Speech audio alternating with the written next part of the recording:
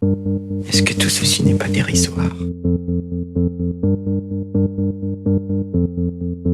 In a dark room we fight, make up for our love. I've been thinking about you, about us. And we're moving slow, our hearts beat so fast. I've been dreaming about you, about us.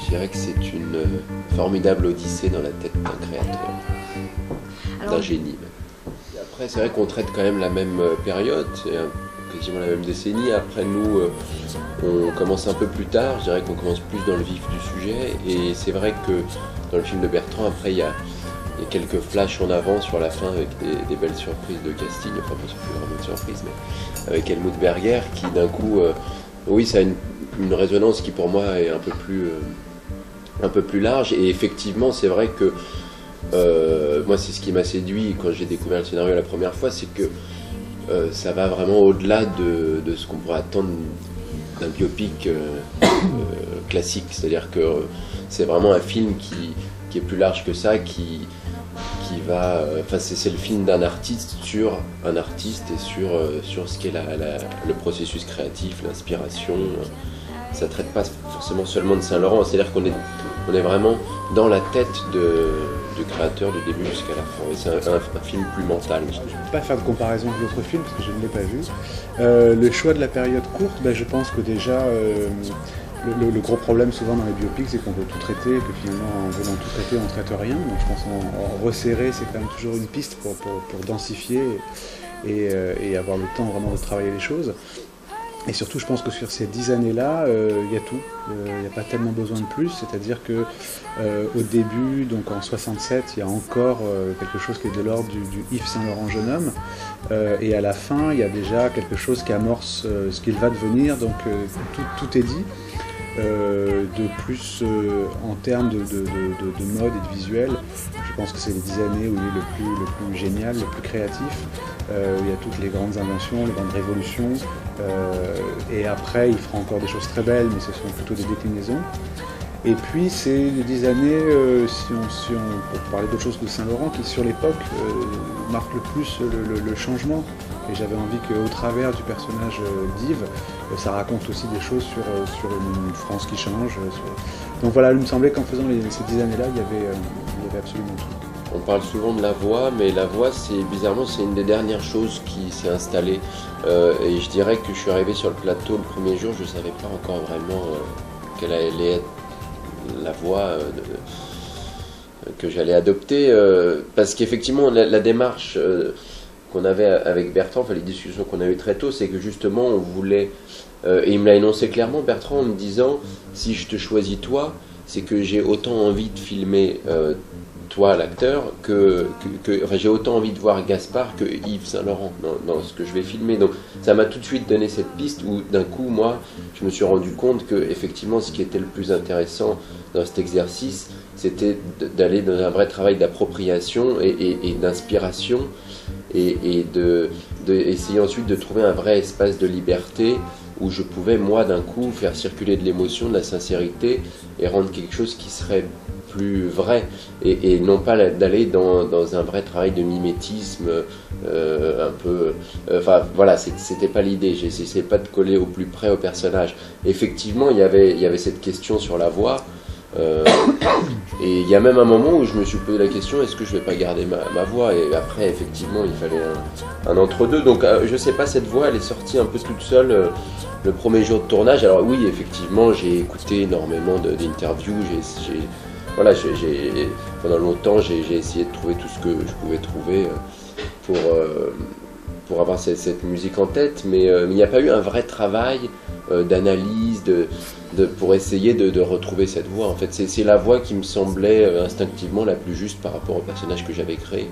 Ce que vous voulez dire, c'est que pas d'imitation en fait. Imitation, non, c'est pas de l'imitation, je m'en suis inspiré, je dirais. Après voilà, et puis voilà, je prétends pas ce qu'on voit dans le film, c'est pas Yves Saint Laurent, c'est mon Yves Saint Laurent, c'est notre Yves Saint Laurent. Voilà, c'est notre proposition par rapport à ce qu'était cet homme. Mais je pense que ce qui est plus important, c'est pour moi en tant qu'acteur, c'était de considérer ce personnage comme un personnage de fiction qui s'inscrit dans une œuvre de fiction. Bonsoir, on est en direct du CGR Dragon à La Rochelle pour l'avant-première de Saint-Laurent, le film tant attendu de Bertrand Bonello. Nous sortons actuellement de la conférence de presse avec Gaspard Ulliel. Tout de suite, l'avant-première du film Saint-Laurent à La Rochelle.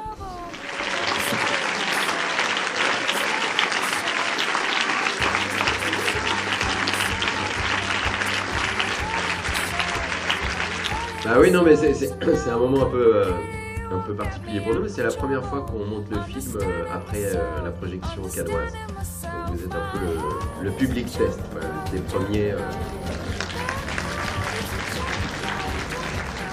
Après mon précédent film qui s'appelait L'Apollonide, il y a deux producteurs qui sont deux frères, les frères Altmaier chez Mandarin Productions, qui cherchaient, je crois, depuis quelque temps à faire un film sur Saint-Laurent et qui cherchaient un réalisateur. Et en ayant vu ce film, ils m'ont approché simplement en me posant la question si le sujet m'intéressait, si le nom résonnait, si le personnage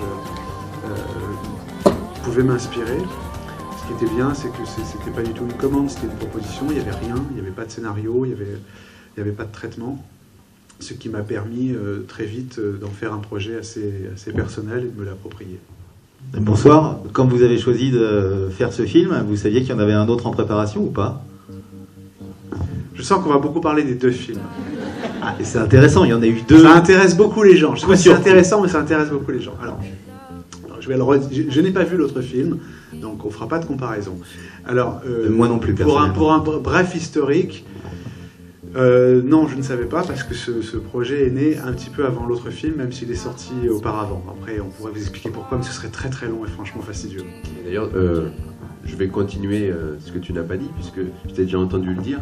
En fait, dans sa dernière phrase, ce qu'il veut dire, c'est que, enfin, si j'ai bien compris, c'est que le fait qu'il y ait eu quand il a appris qu'il y avait un autre film qui allait sûrement sortir avant le nôtre, puisqu'à un moment ça s'est décidé comme ça, du coup ça a permis à Bertrand de rentrer directement dans le cœur du sujet et en fait ça l'a dédouané de certains passages obligés inhérents à l'exercice du biopic, parce qu'il savait que l'autre film prendrait en charge ces passages plus explicatifs et peut-être moins intéressants. Oui, c'est moi. C'est-à-dire que les dessins qui sont au mur dans les décors d'atelier ne sont pas de moi. C'est la déco qui avait préparé tous ces dessins. Et d'ailleurs, à la base, je crois que Bertrand avait prévu une doublure pour les scènes où on voit Yves dessiner. Et je crois qu'un jour, il s'est aperçu que je devais être en train de dessiner sur le plateau dans un coin. Il s'est aperçu que je savais à peu près dessiner. Il m'a dit, bah écoute, tu vas faire les dessins. Et donc oui, c'est moi qui fais les dessins. C'est les musiques qui peuvent amener vraiment une atmosphère très forte, une ambiance. Et du coup, comme Bertrand les pense très en amont, c'est vrai que moi, c'est la première fois que je découvrais un script où il y a toutes les musiques qui sont notées du début jusqu'à la fin. Déjà à ce stade-là du travail. Et donc du coup, ce que je voulais dire, c'est que sur le plateau, ça permettait, par moment, pas tout le temps, mais de diffuser la musique qui allait illustrer qui allait être présente sur les images dans le montage final, sur le plateau déjà, et du coup de créer une sorte d'ambiance, je sais pas, sur toute la scène. Je me souviens dans l'appartement de Bachère, la première soirée avec tous ces jeunes garçons, je me souviens que sur le plateau, surtout avec les figurants, ça aide beaucoup à créer une atmosphère, et là, Bertrand n'hésitait pas à passer la musique de la scène sur le plateau le jour du tournage, et je trouve que c'est assez intéressant. Gérer, alors en effet c'est compliqué de faire un film sur quelqu'un dont le compagnon est encore en vie, parce que tout d'un coup c'est un poids par rapport à la liberté qu'on pourrait avoir d'inventer ou de ne pas inventer. Donc le choix a été fait d'être plutôt du côté de la liberté et de se passer un peu de ses conseils, voire de son approbation. La colère a été là. Maintenant les réactions, non, je crois qu'il n'a pas encore vu le film, j'espère qu'il le verra et qu'il aimera, quoi. Après moi honnêtement, quand j'y pense aujourd'hui, dans mon travail à moi, au départ, j'ai vécu ça par moments comme une frustration, puisque forcément, mon réflexe premier, ça a été, en tant qu'acteur, de me dire il faut que j'essaye d'apprendre un maximum de choses sur Saint-Laurent, de tout connaître et éventuellement de rencontrer des proches, des gens de son premier cercle, des personnes qui l'ont connu intimement. Et étant donné les circonstances, je n'ai même pas essayé de le faire. Je savais que ce serait très compliqué. Et après coup, je me suis dit qu'au final, c'était peut-être la meilleure chose qui soit arrivée, puisque du coup, ça m'a évité d'accorder tout de suite beaucoup trop d'importance à des témoignages qui auraient été évidemment très différents, je pense, les uns des autres, et très subjectifs. Et ce qui m'a permis, du coup, de rester dans une sorte d'objectivité, mais empreint de ma subjectivité, et du coup, de créer en fait une sorte d'espace de liberté où j'ai même dû, moi, inventer des choses. Mais au final, c'est là où c'est devenu réellement intéressant. Hey, hey, hey.